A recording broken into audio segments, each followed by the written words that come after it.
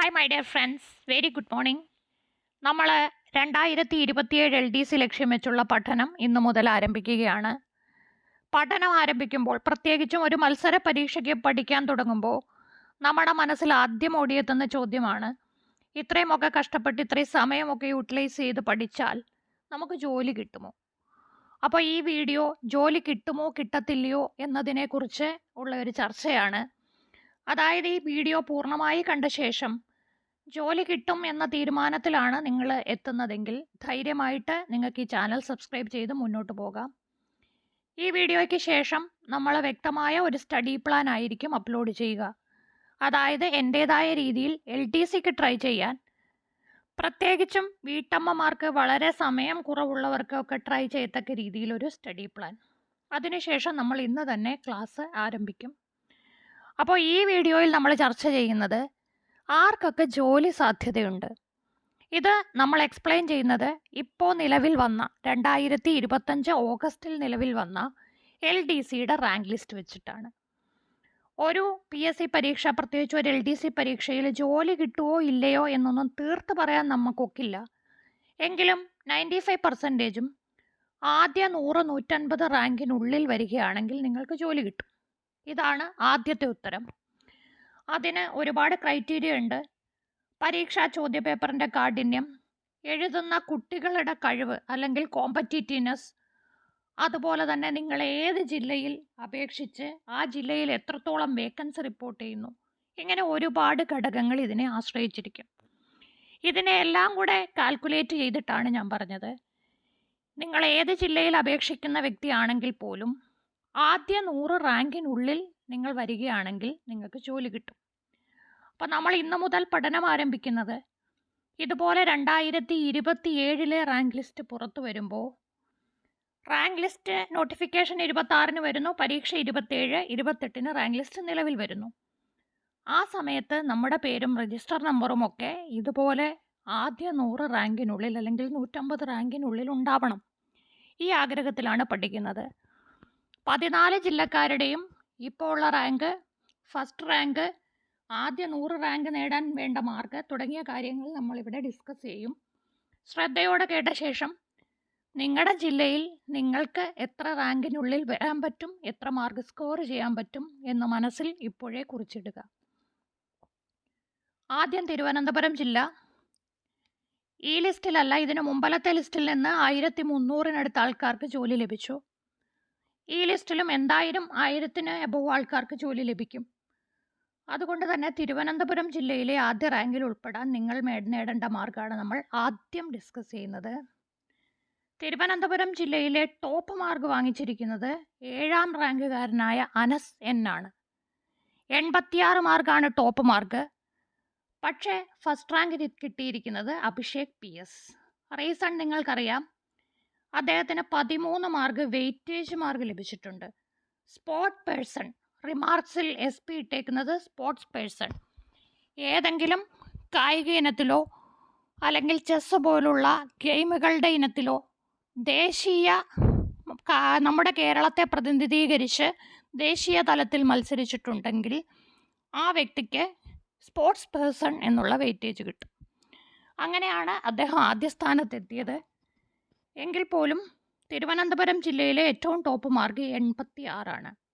പിന്നെ നിങ്ങൾ മനസ്സിലാക്കേണ്ട വസ്തുത, താഴോട്ടുള്ള റാങ്കുകാരെല്ലാം നേരിയ മാർക്കിൻ്റെ വ്യത്യാസത്തിലാണ് 2, 3, 4, 5 എന്നിങ്ങനെ താഴോട്ട് പോകുന്നത്. അങ്ങനെ മുന്നോട്ട് ചിന്തിച്ചാൽ ഒരു 200-250-നുള്ളിൽ വേണമെങ്കിൽ നിങ്ങൾ തിരുവനന്തപുരം ജില്ലയിലാണെങ്കിൽ 78 മാർക്ക് വാങ്ങിക്കണം. 200 റാങ്കൊന്നും അല്ല, ആദ്യത്തെ 500 റാങ്ക് വരെ ജനറൽ കാറ്റഗറിയിൽ ജോലി ലഭിക്കാൻ ഉറപ്പുള്ള ഒരു ജില്ലയാണ് തിരുവനന്തപുരം. അങ്ങനെ വരുമ്പോൾ നമ്മൾ ഇന്നലെ പറഞ്ഞ 100-ൽ 70 മാർക്ക് നേടിയാൽ നിങ്ങൾക്ക് തിരുവനന്തപുരം ജില്ലയാണെങ്കിലും ജോലി ഉറപ്പിക്കാം. ഇനിയും കൊല്ലം ഡിസ്ട്രിക്റ്റ്. കൊല്ലം ഡിസ്ട്രിക്റ്റിലേക്ക് വരുമ്പോൾ ടോപ്പ് മാർക്ക് ആനന്ദ് ബാബു 77. പക്ഷേ ആദ്യത്തെ റാങ്ക് കിട്ടിയിരിക്കുന്നത് സ്പോർട്സ് പേഴ്സൺ ആണ്. ആദ്യ 100 റാങ്കിനുള്ളിൽ വരാൻ നിങ്ങൾ 65 മാർക്ക് വാങ്ങണം. അതായത് കൊല്ലം ജില്ലയിൽ 65 മാർക്ക് വാങ്ങിയ വ്യക്തി ആ ലിസ്റ്റിൽ ആദ്യ റാങ്കിലുണ്ടായിരുന്നു. അപ്പോൾ ഇനി വരാൻ പോകുന്ന ലിസ്റ്റിലും 70 മാർക്ക് വാങ്ങിയാൽ കോമ്പറ്റീഷൻ കൂടിയാൽ പോലും നിങ്ങൾ ആദ്യ 100-ലുണ്ടാവും. അടുത്ത ഡിസ്ട്രിക്റ്റ് പത്തനംതിട്ട. Top mark 72. ആദ്യ 100-ലെത്താൻ നിങ്ങൾ 64 മാർക്ക് വാങ്ങണം. അടുത്ത ഡിസ്ട്രിക്റ്റ് കോട്ടയം. ടോപ്പ് മാർക്ക് വന്നിരിക്കുന്നത് 82.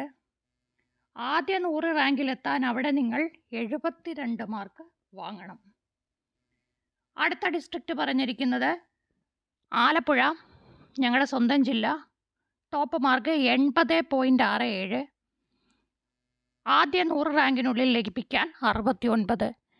ഇതേ ലിസ്റ്റിൽ നിന്ന് 258-ാമത്തെ റാങ്കിൽ ജോലി നേടിയ നമ്മുടെ ഉദ്യോഗാർത്ഥിയുടെ വീഡിയോ അല്ലെങ്കിൽ ആ കുട്ടിയുടെ ഇൻ്റർവ്യൂ നമ്മൾ പോസ്റ്റ് ചെയ്തിട്ടുണ്ടായിരുന്നു. ജോലി ലഭിച്ചു.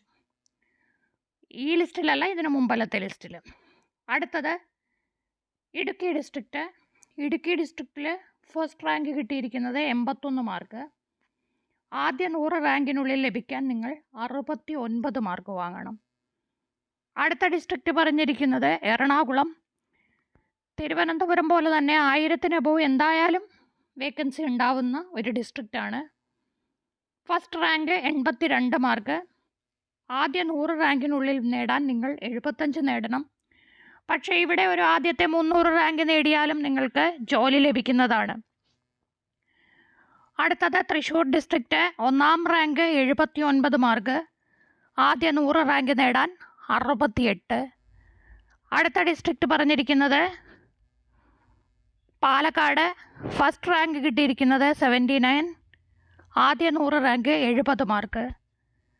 അടുത്തത് മലപ്പുറം. ഫസ്റ്റ് 85.